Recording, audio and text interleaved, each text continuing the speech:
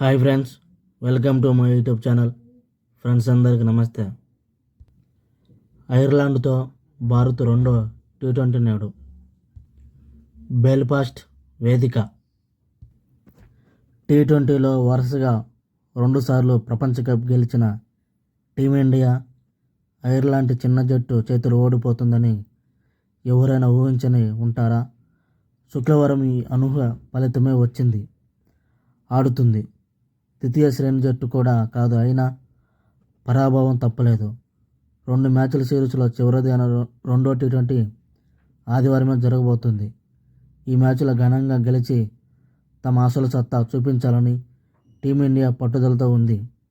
తొలి టీ20లో తక్కువ స్కోరుకే పరిమితం అయ్యేలా కనిపించిన ఐర్లాండ్ 182 స్కోరు చేయడం, బలమైన బ్యాటింగ్ లైనప్ ఉన్నప్పటికీ ఛేదనలో 148 పరుగులకే కుప్పకూలిపోవడం భారత్కు పెద్ద శాఖే.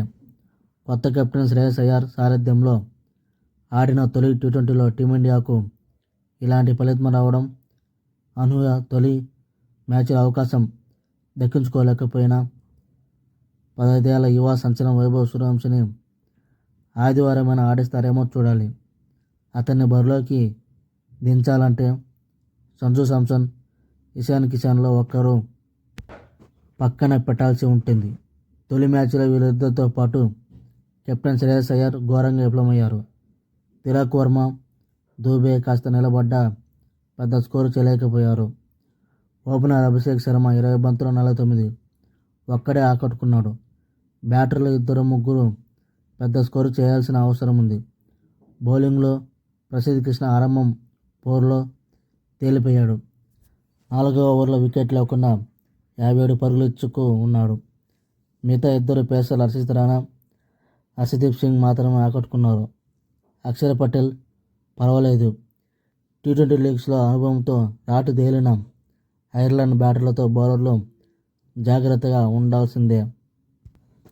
ఆ జట్టుకు బ్యాటింగ్లో కెప్టెన్ టక్కర్ హ్యారీ, టెక్టారీ, డెలానీ, డ్రాకెల్, బౌలింగ్లో హలార్డ్, హంఫ్రీస్, ముండ్రా కీలకం.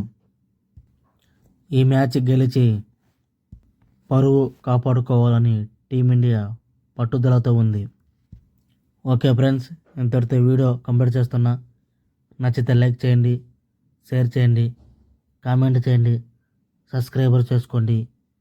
Thank you for watching. Have a nice day. Have a good day.